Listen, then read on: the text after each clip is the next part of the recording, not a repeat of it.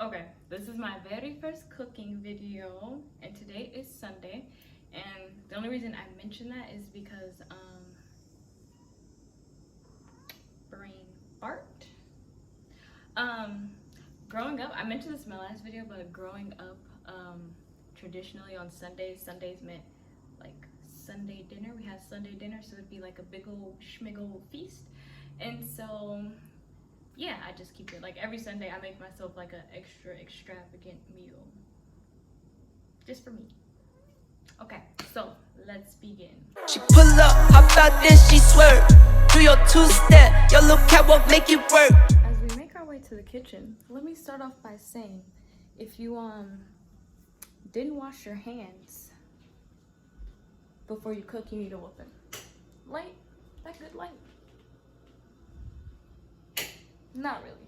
Okay, so if you're gonna follow what I'm doing or you're just watching this for funsies, either way, wash your hands, okay? All right, so for din din today, we're having ribs. So we're gonna make homemade mashed potatoes and asparagus, and then I'm gonna make this like avocado dip to go with the asparagus because that sounds good. I really like, I don't follow recipes. I just like making stuff up off the top of my head, or I'll just cook stuff that I grew up eating. But for the most part, I just make stuff up off the top of my head. Also, do you like my drawing? My little sister made it for me. Pretty? Yes, I know. But so yeah, ribs, homemade mashed potatoes, asparagus, and homemade avocado dip. Yes, all right. Cool beans. Okay, so the ribs are fully defrosted. Yep. They've been sitting out for a little while, so we love to see that. For starters, I wish I had better lighting. But before you begin anything, you want to preheat the oven. I would say to do 360. 360 sounds good.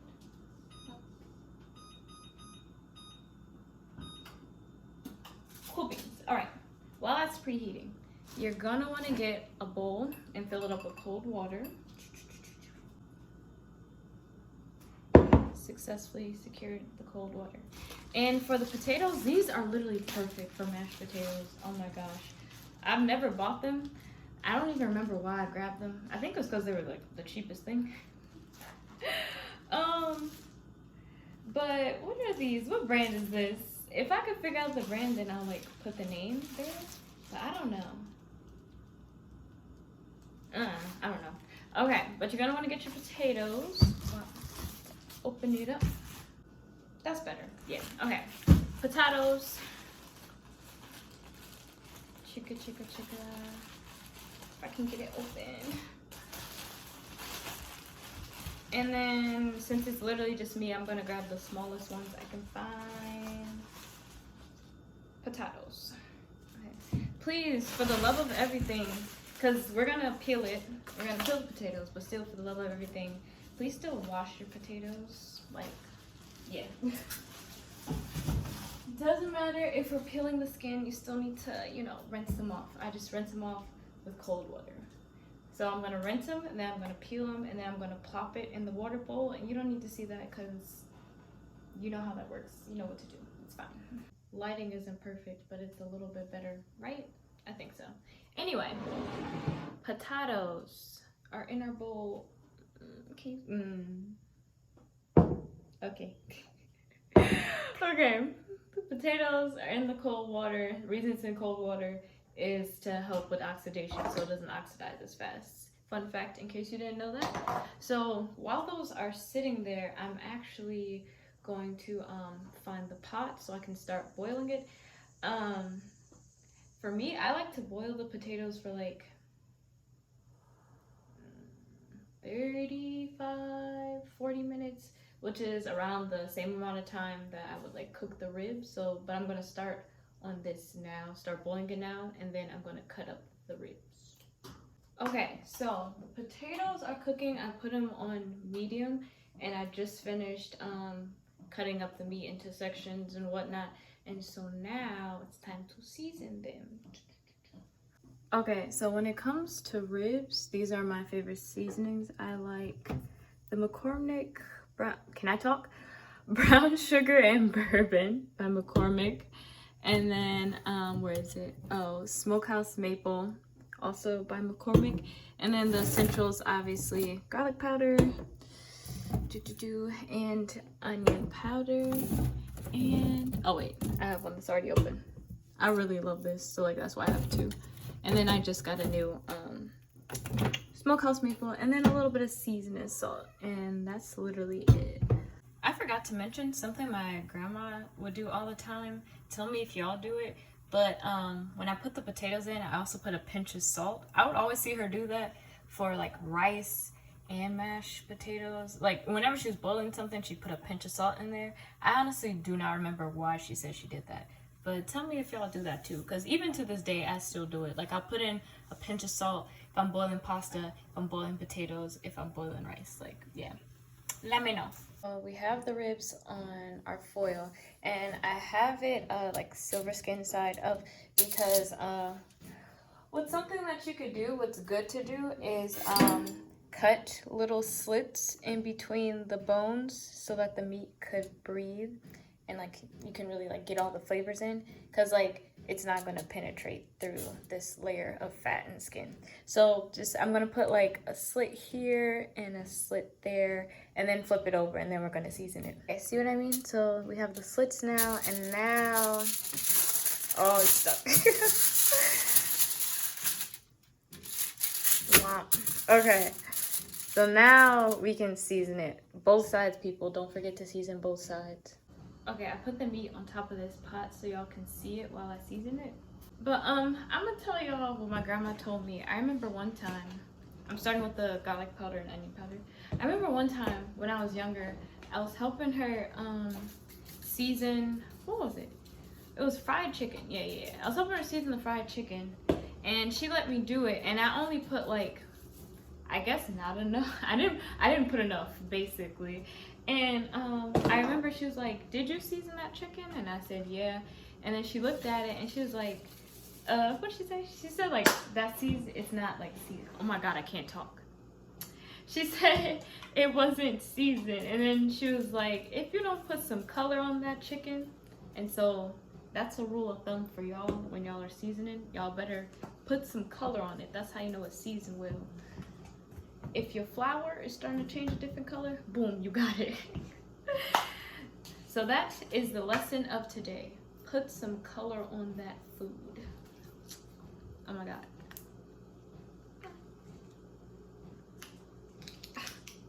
Jesus. I just think brown sugar and bourbon and smokehouse maple go so good together, and it just smells like a blessing. But yeah. That is the rule for when you're cooking. Put some color on your food, or else my grandma's gonna come for you.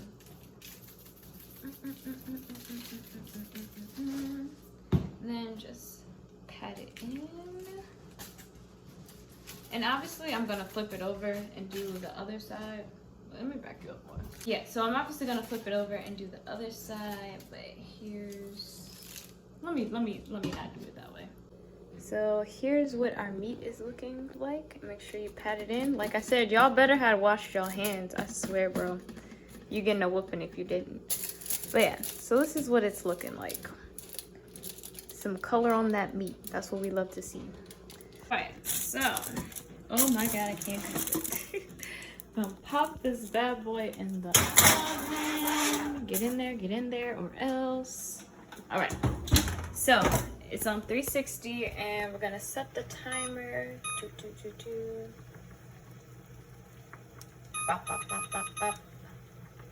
35 minutes for right now, and we got our mashed taters boiling. And sometimes I'll just like poke it or stab it. Where's my, oh, that where's my fork? Like, just to see where we're at. And so now that the ribs are actually in the oven, we can turn up the heat. I'm gonna put it on a 7. And so yeah, let's get things shaking. Okay, so here we just have some asparagus. Wow. And the ribs are like halfway to being done. And I like my asparagus to be pretty brown. So first, let me rinse it off real quick.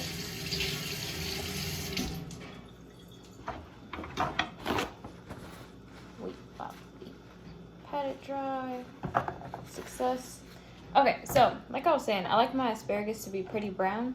So I put, when I cook it, I put the asparagus in when like the meat is halfway to being done. And I just like to cut off the tips. And normally I would use olive oil. I would put olive oil on the asparagus, but I forgot to buy some. So I'm just gonna put some butter, like I'm just gonna coat it with butter. Get like a good little piece. And then like I just like rub it on there. Is this very professional? Absolutely not. Did you watch this because I am a professional? Absolutely not. So hush your face immediately. Like I said, for this, your hands better be washed. I swear. You better have washed your hands, man. Okay, butter. And then just some salt. Does not matter what kind. Pink salt. Whatever you choose. I just have this like 99-cent thing of salt. And salt it to your taste. I like my asparagus to not only be brown and crispy, but a little on the salty side. Don't judge me, judge your mom. Boom. Okay, asparagus. And so I'm gonna just pop it in the oven right next to the ribs. Potatoes are doing what potatoes do in boiling. I'm poking them now. They're still hard, which is fine because it's got 17 minutes left. Let's check on the meat. Looks like a blessing. Love to see it. So now I'm just gonna take it out and pop the asparagus on there too. Besties are next to each other. Now we're just gonna, if I can get the oven mitt on, crock skin, buttercream. Oh my god. It's so hard holding it with one hand. It's trying to record. Okay. Womp. Pop it in there. Beautiful. 16 minutes left. Okay, people, we're getting close to the finish line. Next thing we need is green onion, which we're gonna put in our taters. And then avocado. So this just came up. This just came to me off the top of my head, but like I was like, what would sound good with asparagus and avocado dip? You know? Yeah? Yeah. Okay, but first, green onion. I'm only gonna get one because it's not a lot of mashed potatoes. Chicka, if I can get it out. Oh, do I only have one left? Say swear. Okay, my last one. Cool beans, cool story. Just gonna cut this up. Successfully sliced our green onion, and now avocado. And I'm not gonna show me cutting this because listen, I didn't half about died 5,000 times trying to cut open the avocado and then like get the pit out. But I like to, I think most people do this. Some people might use a spoon, but like you ever like hack into the seed and twist it to pull it out? Maybe that's why I almost died 100 times. But I'm not gonna show it because I'm not gonna embarrass myself in camera. Okay, so have the avocado all diced up, and I'm just gonna add in a small fork full of minced garlic. What's the brand? Spice World. I think everybody uses this brand. Well, let me not say that, but still. So just got a fork, and I'm literally just gonna get like the tip of the fork. Maybe just two. Yeah, two little blip blaps, and then a little bit more salt. This is the brand. This is literally just 99¢. That's why I grabbed it. Okay. So I got the dip, and now I'm just gonna mash it up, and it should be all set. Okay, our avocado dip is successfully mashed. And speaking of mashed, it's time to mash the taters. I actually split one in half, but it'll be all right. So mash the taters. Next, we're gonna add 2 tablespoons of butter.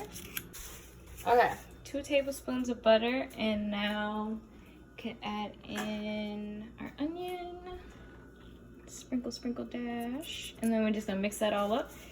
I actually took the meat and asparagus out. It's just resting now. So let's just mix this up real quick. Oh, also add a splash of salt. Don't forget the salt. And here it is, people. We have Sunday din din. Bro, I'm so hungry. I haven't eaten all day and I'm so excited to eat. What you think? What you think? What you think? And if I didn't say already, the asparagus. The guacamole dip is for the asparagus. Look at the... Shut up. You can't even say anything to me. Just look at it. Okay? Cool. Thanks for watching this video. Like I said, in like my past videos, I love to cook. So I'm thinking I definitely want to make more of these. So let me know what you guys think. Peace out.